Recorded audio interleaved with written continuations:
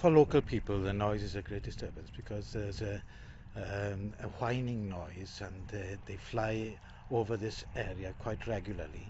I don't think they're doing something good because they are killing people. Okay, it's a different side that's been killed. The people, the British people, the British military are not being killed, but the Afghans are being killed. The Pakistanis are being killed, and the Yemenis are being killed. So killing people is killing people.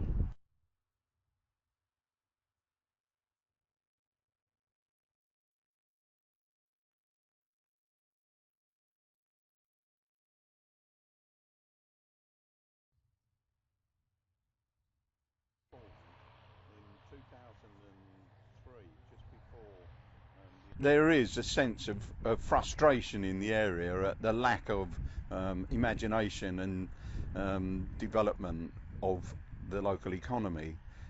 Clearly, the UAV technology development here has not delivered jobs to the area. A number of people who were for it in the beginning are now opposed to it because they didn't realise the level of nuisance that there was going to be. They didn't publicise the consultation well enough, and so, you know, I think it was a sham.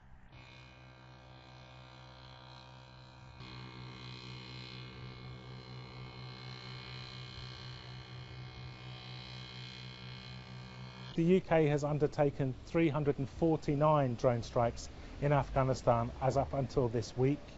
The UK insists that only 4 civilians have been killed in those 349 drone strikes. We know from Pakistan that somewhere around 2,000 to 3,000 people have been killed in the same number of drone strikes.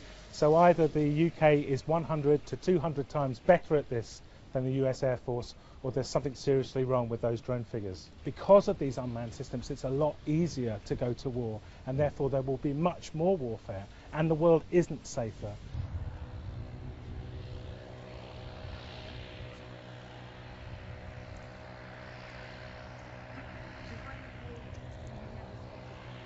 Of course, it could be better spent.